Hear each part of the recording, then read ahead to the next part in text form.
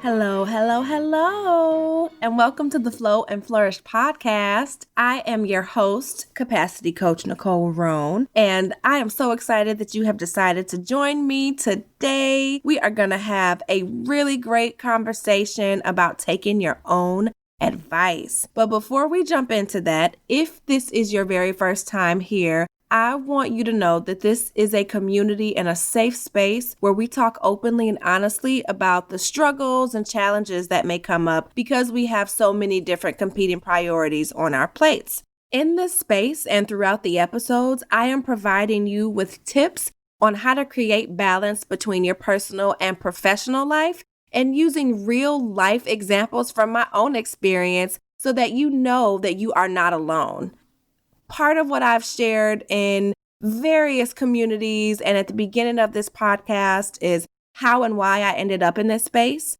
And it's because after being in the corporate space and specifically human resources for over a decade, I realized that after sitting eyeball to eyeball with people, coming in talking about promotions and how to create balance really between what was going on at home and what was at work, more often than not, most of the things we were talking about were personal, and it was showing up in their ability to function on a professional level. So here again, I give you all the tools and resources that I've used with my clients on how to create that balance between your life personally and professionally, and essentially help you to increase your capacity, which is going to allow you to flow effortlessly between your personal and professional life.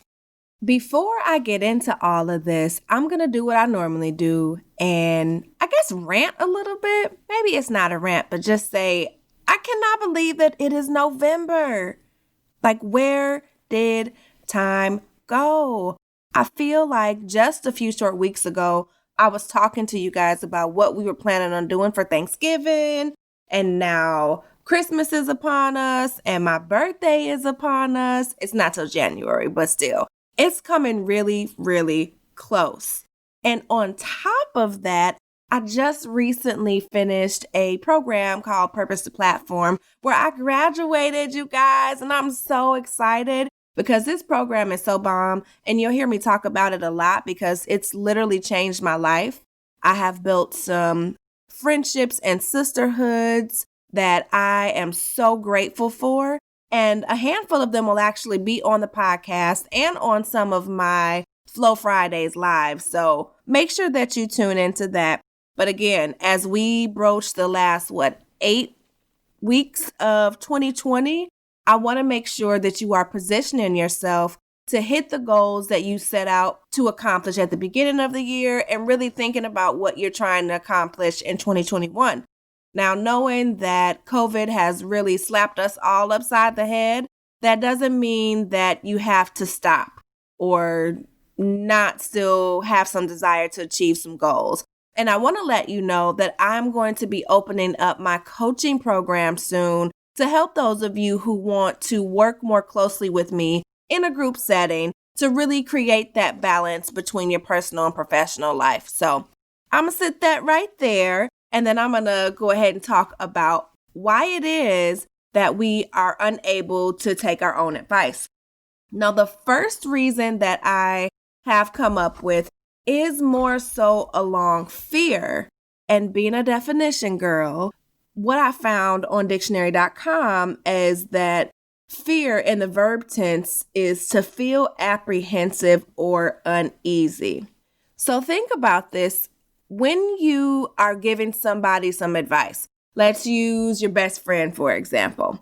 I know as a coach and as a mom, as a sister, as a wife, as a friend, I frequently find myself in positions where I am giving advice. And in one area in particular, I talk a lot about is self-care. So for example, you have a best friend who you see is managing all these different hats, and you notice that she's worn out, she's stressed out, she's anxious. So you recommend to her to practice some self-care, to put some routines in place, to do all of those different things that you know are going to allow her to show up in excellence in all the many roles and hats that she wears. If you then take that and apply that to yourself, sometimes it's difficult to do because of fear. And I like to look at this from 3 different lenses, especially because these are things that I have battled, that sometimes, if I'm being honest, I still battle. And so those 3 different lenses are the fear of failure, the fear of success, and the fear of perfectionism. So starting with fear of failure, you might say to yourself, it's all good for me to tell my best friend that she needs to practice self-care, or it's all good that I need to tell my clients, or that I do tell my clients that they should practice self-care and do all the things to create balance between their personal and professional life. But then when it comes to applying them to yourself, you might have the mindset of, well, that might work for her, but it's not going to work for me. And so you already write it off before you try to implement it because you feel like deep down inside, you're going to fail at it for whatever reason. It could be that you may not have the support that you need. Let's say the time that you dedicate or decide that you're going to dedicate to more self-care is at the same time that you need to be dropping your son or daughter off. Or it's at the same time that you have scheduled as date night with your spouse. So from that respect, you're already thinking, I'm not even going to do this because I'm going to fail at it because of that. And if you look at this from a professional standpoint, if you think about failure or fear of failure, I should say, have you ever wanted to apply for a job, but you were afraid that there were other people that were more qualified than you? Or maybe you even talked yourself out of that next level position because you felt like you didn't have enough experience or that you might just be passed over for whatever reason. But if you think about it, if your friend or a client or a family member were to tell you that they were looking to get promoted or they were looking to try out a job in a new industry, chances are you're going to encourage them and say, you got this. Don't worry about it. You're going to help them explore the reasons as to why they should go for it. So how come we can't do that for ourselves? The other area that I talked about is the fear of success. And y'all, that's a real thing. I'm more than happy to use myself as an example here because this is something that I have battled and I still continue to battle. Even when I started this podcast, I was like, well, what if I'm like a one-hit wonder? Like it's a really good couple of shows and then everything just falls off after that. Am I going to be able to maintain that same level of success? In addition to that, I also was thinking, when this blows up and I'm making millions of dollars, I don't want to leave my family behind. It might sound crazy, but I can't tell you how many times I've stopped what I was doing because I was afraid of the success. I was afraid of the backlash from the people that were closest to me. I didn't want to outgrow friendships. I didn't want to outpace my husband, especially as a breadwinner. So there were so many different things that have gone into the different moves that I've made. But I can tell you from personal experience that fear of success is a real one. And then the third one I mentioned is the fear of perfectionism. And I'll tell you all day that I am a recovering perfectionist. So if you are with me on that, I need you to understand that I know you like things done a certain way. I know you want all the T's to be crossed. I know you want all the I's to be dotted. You want it to look a certain way, whatever it is that may be. But don't let that stop you. You can't let that stop you. Again, from my own personal experience with this thing called perfectionism, let's go back to the example of self-care for your best friend, right? So you may tell your best friend, and similar to what I tell clients and friends and family, how important it is to have a morning routine. And so for me, what I found is that if I woke up late or if my son woke up at the same time, if I didn't get a chance to do the things that I would normally do, I'd have to do all 5 things in order. And if one of those things were off, I would just throw it all out the window. Like, you know what? Nope, not today. I'm not doing the routine today because I couldn't meditate for 10 minutes or I couldn't journal for 15 like I planned, instead of just doing what I can in that moment. So being a perfectionist can rob you from so much progress and so much joy if you allow it to. So if you're part of the struggle gang, I want to encourage you again that you're not by yourself, but you can't let that fear of having to have something just so perfect stop you from doing what you know is best, especially when it comes to taking your own advice. Okay, I talked a lot about fear, so I want to talk a little bit about the couple of other areas that I found or the reasons why we tend to not take our own advice. The second one I came across was because of the people we love. So yes, that heart flow pillar. And I talked about this a little bit earlier in terms of not really wanting to leave people behind.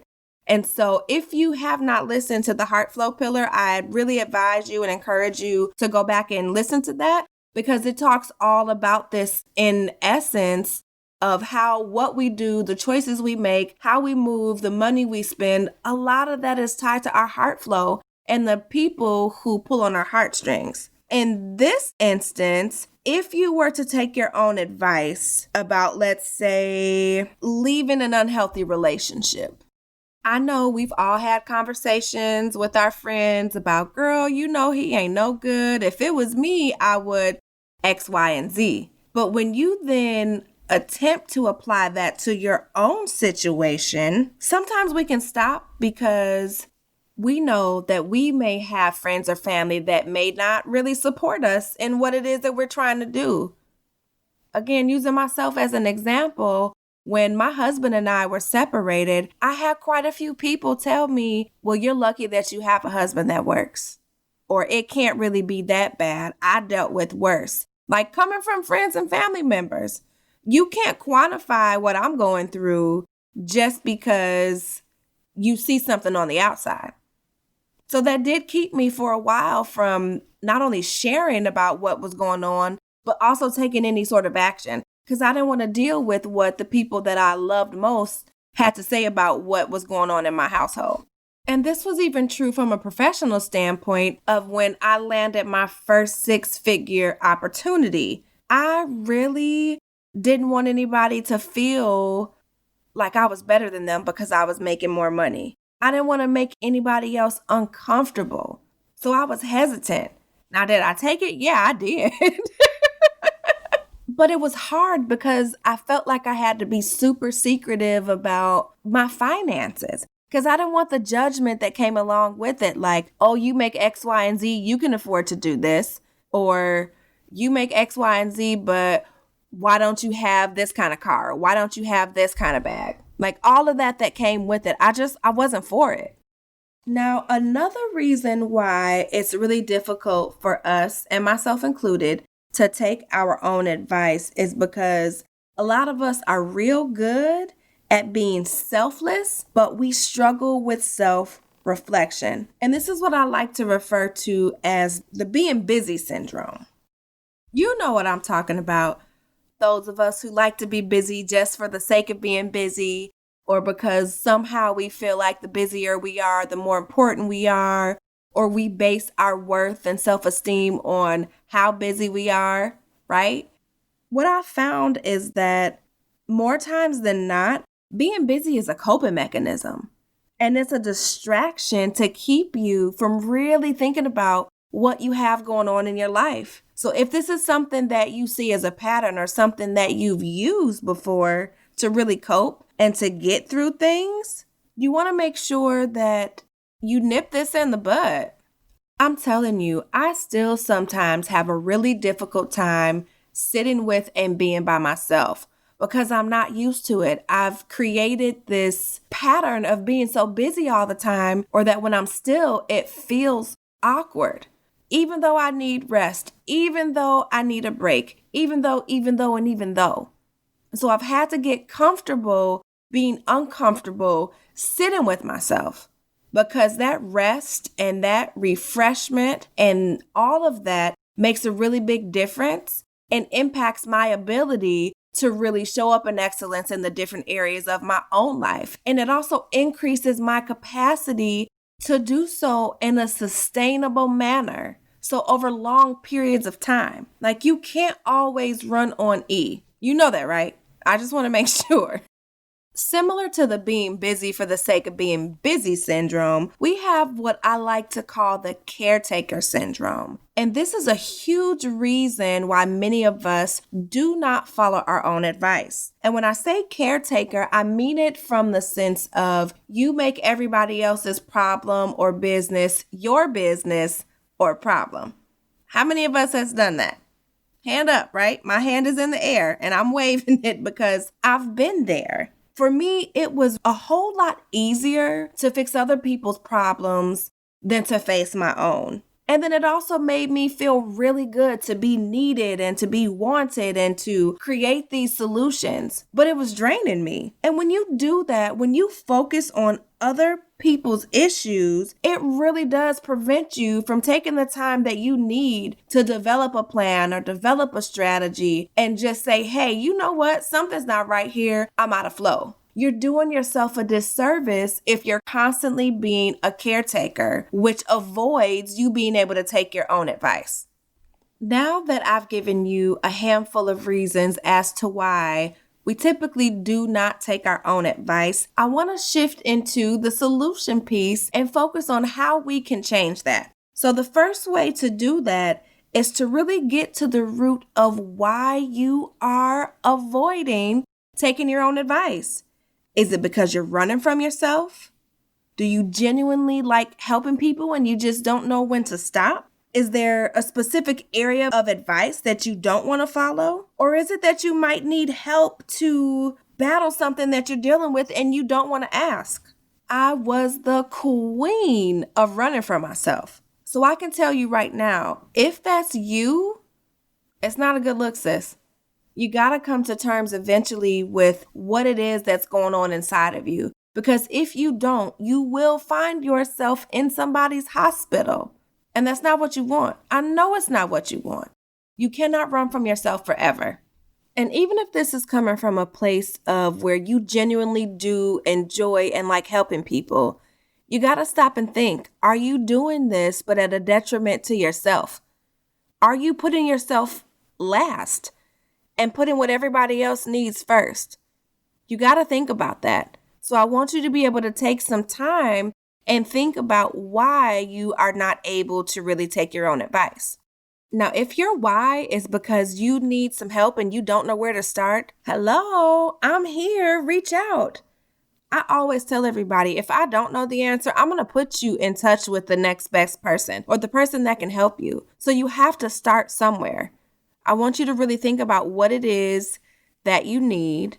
And let's get you squared away before 2020 ends so that you can start 2021 closer to your goals.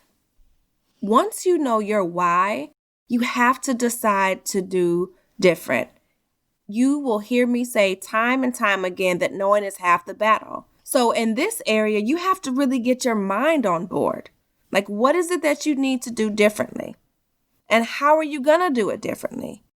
If your why is because you don't want to hurt somebody else's feelings in your family, or you're worried about the judgment that's going to come from a friend, I'm going to need you to reassess those relationships. Because at a bare minimum, not that everybody has to agree 100% with what you're doing or a decision that you've made, there should be some level of support and saying, hey, you know what? I may not agree, but I do support you and I want the best for you. And if you have people in your circle who tend to do things that cause you to feel uncomfortable about elevating your life or about achieving goals, I'm going to need you to reassess those relationships too.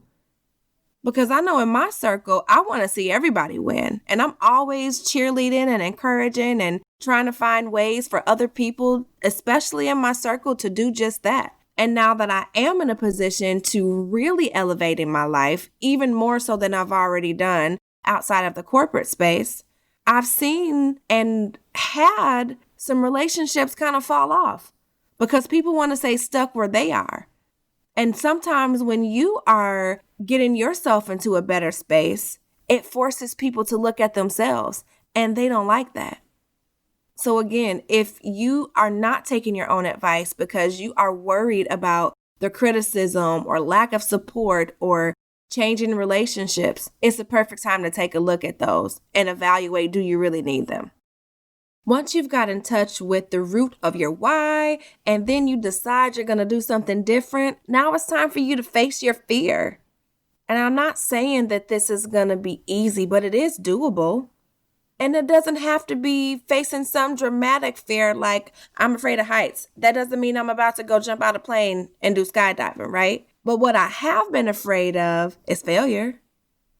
What I have been afraid of is not being well received. But I'm doing it anyway. I'm building and flying the plane at the same time. And so in order for you to get to wherever it is that you're trying to go, you're going to have to face some kind of fear. Are you going to conquer every single one? I hope so. But if not, that's okay too. I know in my marriage, I had to conquer the fear of being alone and conquer the fear of being a single parent. And it was tough. It was very, very tough. But just going through with the process of giving myself permission to actually attempt to conquer that fear made me 10 times stronger. And so I want to encourage you today to make sure that as you're broaching these fears, you're giving yourself permission to do away with them. And last but not least, I want to make sure that as you're facing these fears, get the support that you need. I have said over and over again, and I'll continue to say it, that you are not meant to do this by yourself. If you're like me and you struggled with parenting, or you need to get some household help, or you need a personal trainer, don't be afraid to invest in yourself and get you what you need. Everybody knows I'm a huge component and advocate of counseling, and I'm a huge advocate of finding yourself a sister circle or creating that sort of circle and seeking out like-minded people. So if you need help in doing that, reach out to your girl. I'm here. I'm a DM away. Of course, as a capacity coach, I'm in a unique position where I have to walk the talk. And I'm not saying that I'm perfect at it, because I am definitely not, but I work hard at it. And what I do matters. And I take it very seriously. So I'm not up here false flagging. When I'm telling you how to create balance between your personal and your professional life, these are things that I'm actually doing for myself and things that I'm actually having my clients work on. So I want you to know that. And if there are questions that you have, if there are things that I haven't covered, I want you to reach out to me and tell me, what is it that you're struggling with? Especially when it comes to creating balance between your personal and professional life, and specifically around taking your own advice. I want you to tell me in social media this week, what is one piece of advice that you know you need to take of your own today? And then I want you to hashtag take my own advice so that I can follow it. Okay?